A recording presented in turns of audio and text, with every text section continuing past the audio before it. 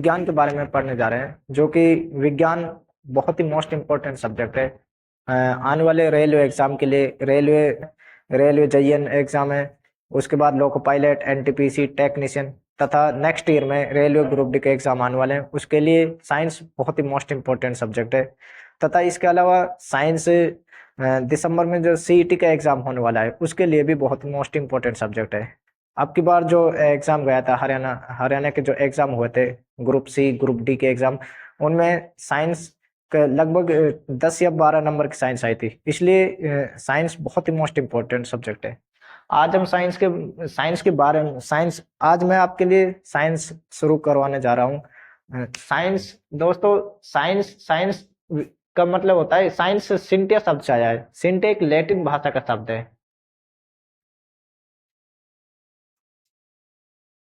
जिसका मतलब होता है टू नो, मतलब विशेष जानकारी।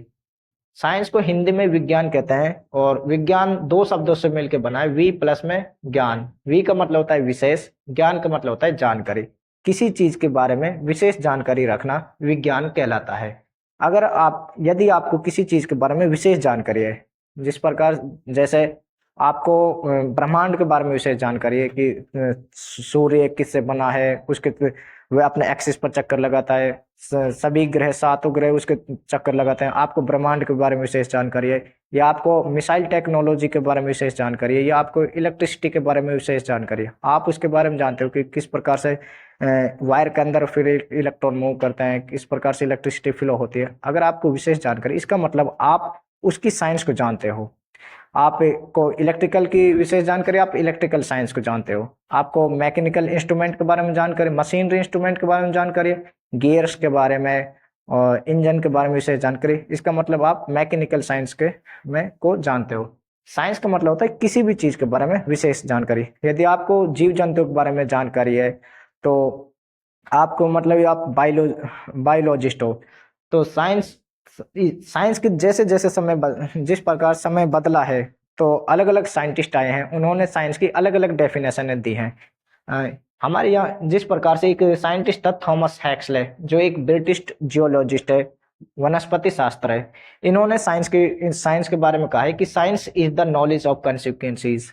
साइंस एक ज्ञान है घटनाओं का। जितनी भी घटनाएं यहाँ प्रकृति के अंदर हो रही है, उन सारी घटनाओं के बारे में ज्ञान प्राप्त करना, जितने भी फैक्ट हैं तथा वे घटनाएं किस वजह से हो रही है, उनके बारे में जानकारी प्राप्त करना साइंस कहलाता है।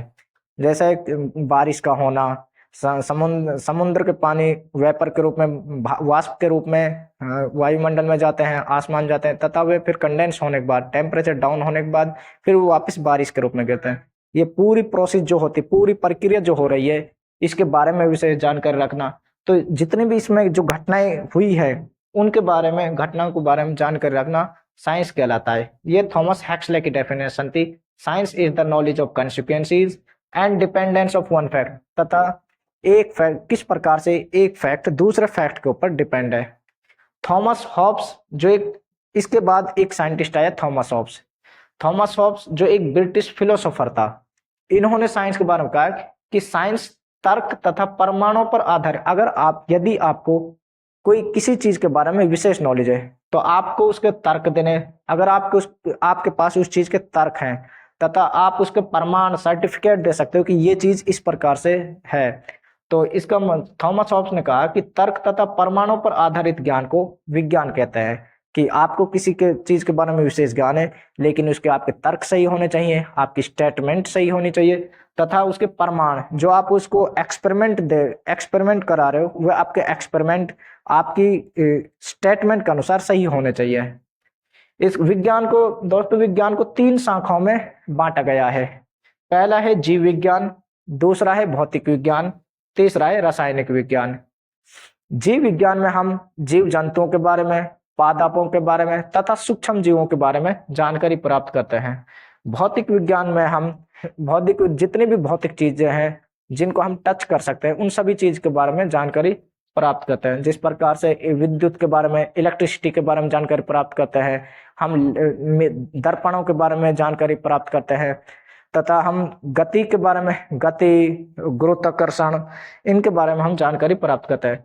रसायन विज्ञान में जितने भी एलिमेंट है इस पृथ्वी पर पाए जाने वाले सभी 118 तत्व उनके कौन कौन से कैरेक्टरिस्टिक होते हैं, उनके अंदर गुणधर्म कौन कौन से गुणधर्म है, वे किस प्रकार से एक दूसरे के साथ रिएक्शन करते हैं, कौन सा एलिमेंट क्या कौन कौन कौन से कंपाउंड को बनाने में काम आता है, तो इनके बारे में हम जानकारी प्राप्त करते हैं रसायन विज्ञान में। दोस्तों आज से हम जीव विज्ञान के बारे में पढ़ेंगे कि सबसे पहले हम जीव विज्ञान का सिलेबस लिखेंगे कि हमारे जो एग्जाम है रेलवे के एग्जाम तथा हरियाणा सीईटी में सीईटी के जो एग्जाम है उसके लिए जीव विज्ञान के कौन कौन से टॉपिक है हमारे लिए इम्पोर्टेंट है, उनको हम यहाँ नोट करेंगे तथा उनके बारे में स्टडी करेंगे।